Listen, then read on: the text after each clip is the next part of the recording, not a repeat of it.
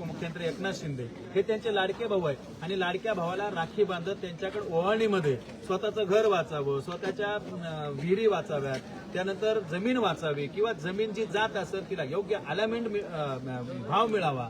29 number highway मधले जे आमचे शेतकरी आहेत त्या शेतकऱ्यांची मोफत फुकट जमीन मागतायत, त्या जमीन योग्य मोबदला द्यावा, अशा अनेक मागण्या. आमचं खत प्रकल्प आहे तिथल्या जमिनींना कुठलाही रेट देण्याचं काम हे शासन करत नाही, फक्त आणि फक्त जमिनी लुटायच्या. आजच तुम्हाला सांगतो आंदोलन चालू आहे आणि इथं जवळ असलेलं आपलं सारोळ गाव जे हायवेला एकदम लागून आहे त्या गावाला रेट काढला 48 का 46 हजार रुपये. अहो आयुष प्रसाद हे हिटलरशाह आहे, ते हिटलरशाही पद्धतीने त्या ठिकाणी काम करताय. आमचं म्हणणं काय, तुम्ही जिल्हाधिकारी आहात, सगळ्यांचं म्हणणं ऐका बरं. राज्याच्या मुख्यमंत्र्यांकडे आम्हाला का जायचंय तर आम्ही जे पुरावे आमच्याकडे आहेत, आमच्यावर जो अन्याय होतोय, आमच्याकडे जी कागदपत्र आहेत ही सगळी त्यांनी बघावी, आमच्या पुराव्यावर आम्हाला न्याय द्यावा. याच्यासाठी आम्ही सरळ मार्गाने घटनेत जे अधिकार आम्हाला बाबासाहेबांनी दिले त्या अधिकारानं आम्ही त्या ठिकाणी चाललो असताना आम्हाला आज मुंबई पोलिसांनी परमिशन नाकारली, यांनी आम्हाला डिटेन केलं. आज तुम्ही बघाल सर्व माझ्या माता भगिनी असतील, शेतकरी असेल, या ठिकाणी पोलीस स्टेशनच्या बाहेर जेवण करताय.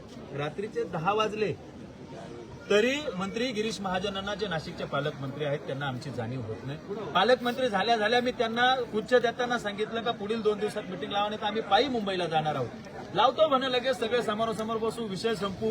अहो गिरीश भाऊ जरा कधीतरी आमची दया येऊ द्या आणि ते झाडं तिकडं मिटिंग लावण्यात आम्ही पायी मुंबईला जाणार आहोत. लावतो म्हणे लगेच सगळे समोरासमोर बसू, विषय संपू.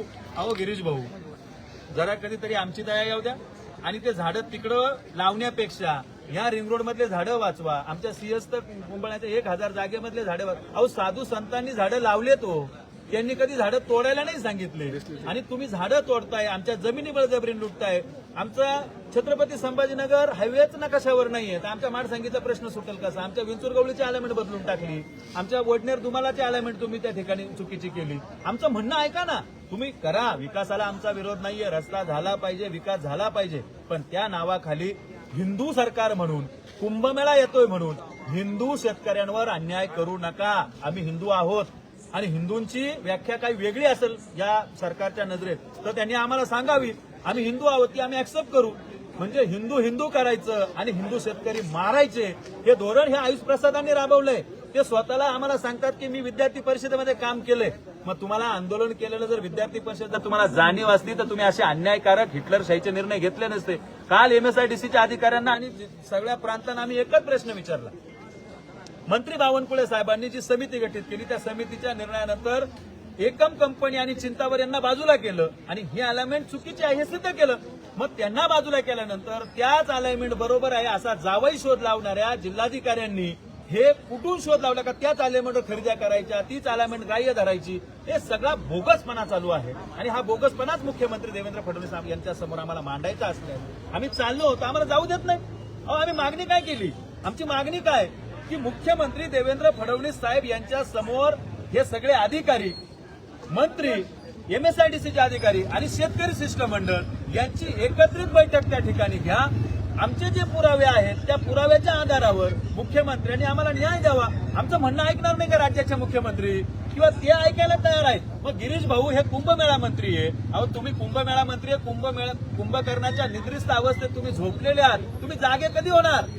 आमचे प्रश्न कधी ऐकणार? तुम्हाला वाटतं ना का नाशिककरांनी तुम्हाला तुमचं म्हणावं, नाशिककरांनी तुम्हाला आपलंसं करावं? मग तुमची जबाबदारी नाही का आमच्या शेतकऱ्यांना आपलंसं करावं, त्यांचे प्रश्न समजून घ्यावे? ही तुमची जबाबदारी नाही का? म्हणजे कोणी टीका केली का तो लगेच नक्षलवादी होतो, तो दहशतवादी होतो, तो पाकिस्तानहून येईल म्हणतो. तुम्ही कोण आहे? अहो तुम्ही पाहुणे आमच्याकडे सगळे. पाहुणे म्हणले का तुम्हाला इतका राग येतो का? बाप रे बाप, जस काय जमीन पाताळ एक केली. पाहुणेच ना, जळगावचा माणूस आमच्याकडे नाशिकला आला तर पाहुणाच आहे. हे आयुष प्रसाद कुठून आले माहित नाही, हे शेखर सिंह कुठून आले आम्हाला माहित नाही. हे सगळे पाहुणे आहेत आमच्याकडे. पाहुण्यांनी आमच्या गावची मालकी घेऊ नये, आमच्या शेतकऱ्यांना अन्याय करू नये ही मागणी आमची आहे. या मागणीला धरून मुख्यमंत्र्यांची जोपर्यंत बैठक होत नाही, आम्हाला आश्वासन त्या ठिकाणी लेखी मिळत नाही तोपर्यंत आम्ही इथून कोणी हलणार नाही. मुंबईच्या दिशेने निघालेलं असताना आज आम्हाला तिथेच थांबवण्यात आलं.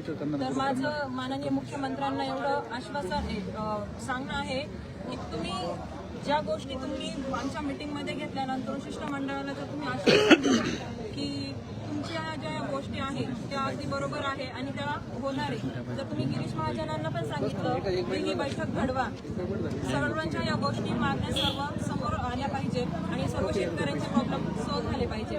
तर मग का पाणी कुठे मुरतंय फक्त गिरीश महाजनांपाशीच का? माझं हे म्हणणं आहे की फक्त या गोष्टी मागण्या सर्व समोर आल्या पाहिजे आणि सर्व शेतकऱ्यांचे प्रॉब्लेम सॉल्व्ह झाले पाहिजे. तर मग का पाणी कुठे मुरतंय फक्त गिरीश महाजनांपाशीच का? माझं हे म्हणणं आहे की फक्त ह्या गोष्टी ते अडवतायत म्हणून ह्या सगळ्या गोष्टी उरायल्या. आज आम्ही आमच्या देवाभाऊचं आम्हाला म्हणतात की लाडक्या बहिणी, मग आम्ही लाडक्या बहिणी आहे ना, मग आम्ही आमच्या लाडक्या भावाकडे राखी बांधायला चाललो होतो आणि आम्ही त्यांच्याकडनं ओळणी घेणार होतो. काय तर आम्हाला फक्त आमचे संसार वाचवा, जे आमचे संसार तुम्ही उद्ध्वस्त करता आहेत ना ते फक्त वाचवा ही आमची ओवाळणी होती. मग का आम्हाला आमच्या भावाकडे जाऊन दिलं नाही? या प्रश्नाचं उत्तर द्या तुम्ही. आणि आमच्या ज्या मागण्या आहेत त्या पण जास्त काहीच नाही. जी आमची चुकीची तुम्ही अलाइनमेंट घेतलेली आहे ती अलाइनमेंट फक्त योग्य आहे, जी योग्य आहे ती घ्या आणि जो आम्हाला मोबदला हवा आहे तो योग्य मोबदला द्या. तुम्ही हाय टेन्शन पॉवर काढताय, हाय टेन्शन पॉवर काढून तुम्हाला जो खर्च येतोय तो तुम्हाला मान्य आहे, पण शेतकऱ्याला तुम्हाला जो योग्य मोबदला आहे तो तुम्हाला